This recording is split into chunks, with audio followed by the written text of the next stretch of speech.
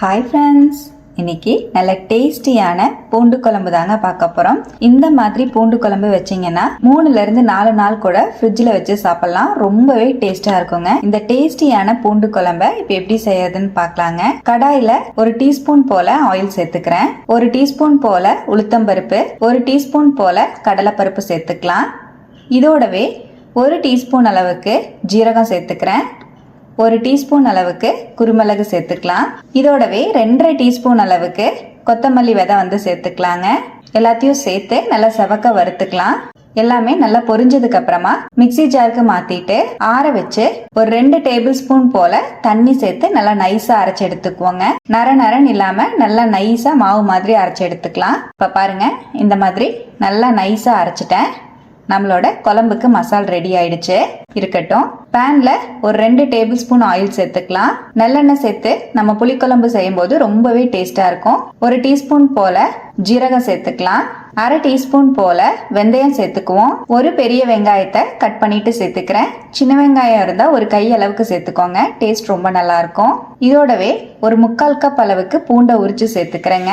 பூண்டு எந்த அளவுக்கு வேணுமோ அந்த அளவுக்கு நீங்க சேர்த்துக்கலாம். டேஸ்ட் ரொம்ப நல்லா இருக்கும். பூண்டு உடம்புக்கும் ரொம்ப நல்லது. பூண்டு சேர்த்து நல்லா வதக்கிட்டு இதோடவே ஒரு கொத்து கருவேப்பிலை சேர்த்துக்குவோம். கருவேப்பிலையும் சேர்த்து நல்லா கலந்து விட்டுருவோம்.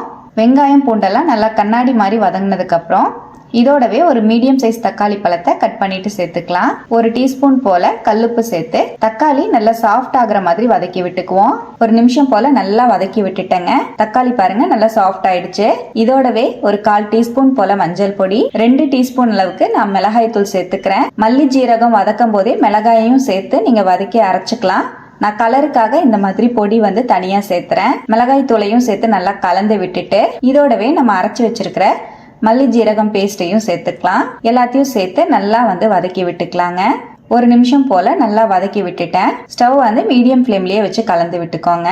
இதோடவே ஒரு லெமன் சைஸ் அளவுக்கு புளியை அரைச்சு வச்சிருக்கேன். அதையும் ஊத்திக்கலாம். புளி தண்ணியையும் சேர்த்துட்டு மிக்ஸி ஜாரை அலசி 1 கப் போல தண்ணி சேர்த்துக்கிறேன். நல்லா கலந்து விட்டுக்கலாம். இதோடவே தேவையான அளவுக்கு உப்பு சேர்த்துக்கலாம். நான் 1 டீஸ்பூன் போல கல்லுப்பு சேர்த்துக்கிறேன்.